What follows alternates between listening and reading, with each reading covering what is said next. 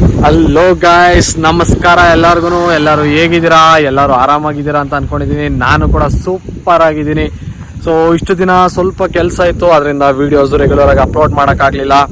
So ಅದಕ್ಕೋಸ್ಕರ ಇವತ್ತು ನಾನು ರಿವ್ಯೂ ಮಾಡ್ತಾ ಇರೋ ಗಾಡಿ ಬಂದು ಯಾವುದು ಅಂತಂದರೆ ರಾಯಲ್ ಎನ್ಫೀಲ್ಡ್ ಕ್ಲಾಸಿಕ್ 350. ಸೊ ಗಾಡಿ ಇಲ್ಲೇ ಇದೆ, ಬನ್ನಿ ತೋರಿಸ್ತೀನಿ ನಿಮಗೆ.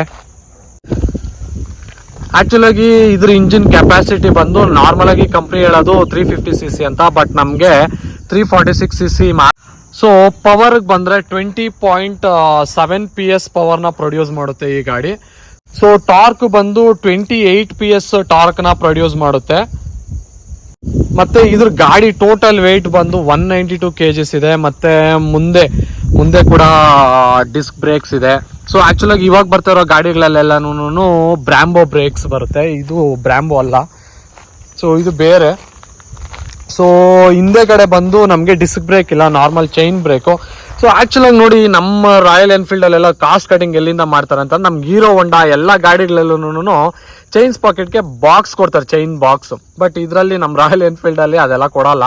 ಸೊ ಆಕ್ಚುಲಾಗಿ ಚೈನ್ನ ಅಟ್ಲೀಸ್ಟ್ 500-600 ಕಿಲೋಮೀಟರ್ಸ್ ಒನ್ಸ್ ನಾವು ಚೈನ್ ಲೂಪ್ ಮಾಡ್ತಾ ಇರಬೇಕು, ಇಲ್ಲಾಂದ್ರೆ ಚೈನ್ ಹೋಗುತ್ತೆ. ಸೊ ಅದರಲ್ಲಿ ನಿಮ್ಗೊಂದು 3,000 ರೂಪಾಯಿ ಬೊಕ್ಕ. ಮತ್ತೆ ಈ ಗಾಡಿ ಬಗ್ಗೆ ಹೇಳ್ಬೇಕಂದ್ರೆ ಇದ್ರ ಫ್ಯೂಲ್ ಟ್ಯಾಂಕ್ ಕೆಪಾಸಿಟಿ ಬಂದು 13 ಲೀಟರ್ ಫ್ಯೂಲ್ ಟ್ಯಾಂಕ್ ಕೆಪಾಸಿಟಿ. ಮತ್ತೆ ಮೈಲೇಜ್ ಬಂದು 45ರಿಂದ 46 ಮೈಲೇಜ್ ಕೊಡುತ್ತೆ ಹೈವೇದಲ್ಲಿ. ಸೊ ನಾರ್ಮಲ್ ಆಗಿ ಗಲೀಜಲ್ಲಿ ಓಡಾಡ್ಬೇಕಾದ್ರೆ ನಿಮಗೆ ಒಂದು 35 to 40 ಮೈಲೇಜ್ ಬರ್ಬೋದು. ಸೊ ಆಕ್ಚುಲಾಗಿ ಇದರಲ್ಲಿ ಡಿಜಿಟಲ್ ಮೀಟರ್ ಎಲ್ಲ ಏನಿಲ್ಲ, ಇದು ನಾರ್ಮಲ್ ಅನಲಾಗು. ಸೊ ಇದು ಬ್ಯಾಟ್ರಿ ಇಂಡಿಕೇಶನ್ನು, ಕೀ, ಮತ್ತೆ start and stop button. So ಮುಂದೆಗಡೆನೂ ಅಷ್ಟೇ, ಇದಕ್ಕೆ ನಾರ್ಮಲ್ ಆಗಿ LED ಲೈಟ್ ಏನು ಇಲ್ಲ, ನಾರ್ಮಲ್ ಹ್ಯಾಲೋಜನ್ ಲೈಟು.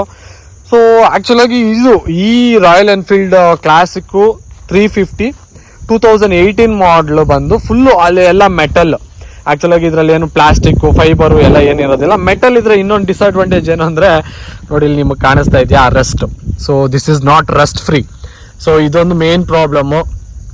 ಮತ್ತೆ ಇನ್ನೊಂದು ಏನು ಅಂತಂದ್ರೆ ಇದ್ರ ವೆಯ್ಟು. ಗಾಡಿ ಏನಾದ್ರೂ ಎಲ್ಲಾದ್ರೂ ಪಂಚರ್ ಆಯಿತು ಅಂತಂದರೆ, ಸೊ ಆ್ಯಕ್ಚುಲಾಗಿ ಈ ಟೈರ್ಸ್ ಬಂದು ನಮಗೆ ಟ್ಯೂಬ್ಲೆಸ್ ಬರೋಲ್ಲ, ಟ್ಯೂಬ್ ಟೈರೇ ಬರೋದು. ಸೊ ಅದಕ್ಕೋಸ್ಕರ ಎಲ್ಲಾದ್ರೂ ಪಂಚರ್ ಆಯಿತು ಅಂದರೆ ಅಷ್ಟೇ ಮುಗೀತು, ತಳ್ಕೊಂಡು ಹೋಗೋದಕ್ಕೆ ತುಂಬಾ ಕಷ್ಟ ಆಗುತ್ತೆ ಈ ಗಾಡಿ.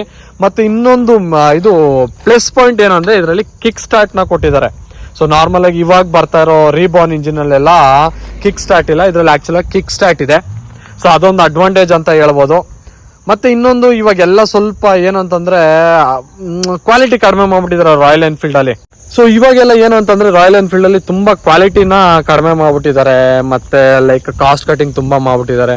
ನಾರ್ಮಲ್ ಮೆಟಲ್ ಪಾರ್ಟ್ಸ್ ಕೊಡೋದ್ರ ಬದಲು ಸೊ ಪ್ಲಾಸ್ಟಿಕ್ ಪಾರ್ಟ್ಸ್ನ ಕೊಟ್ಟಿದ್ದಾರೆ. ಲೈಕ್ ಬ್ಯಾಟ್ರಿ ಬಾಕ್ಸ್ ಆಗಲಿ, ಮುಂದೆಗಡೆ ಮಡ್ಗಾರ್ಡ್ ಆಗಲಿ, ಹಿಂದೆಗಡೆ ಮಡ್ಗಾರ್ಡ್ ಆಗಲಿ, ಎಲ್ಲನೂ ಪ್ಲಾಸ್ಟಿಕ್ ಕೊಟ್ಬಿಟ್ಟಿದ್ದಾರೆ. ಸೊ ಅದರಿಂದ ಇವಾಗ ರಾಯಲ್ ಎನ್ಫೀಲ್ಡ್ ಅಂತಂದರೆ ನಮಗೆ ಬಂದು ಫಸ್ಟ್ ಮೈಂಡಿಗೆ ಬರೋದು ಮೆಟಾಲಿಕ್ ಅನ್ನೋದ್ರೆ ಫಸ್ಟ್ ಮೈಂಡಿಗೆ ಬರೋದು. ಸೊ ಅದನ್ನೇ ಇಲ್ದಿರ ಮಾಡ್ಬಿಟ್ಟಿದ್ದಾರೆ. ಮತ್ತು ಇನ್ನೊಂದು ಕಿಕ್ ಸ್ಟಾರ್ಟ್ ಇಲ್ಲ.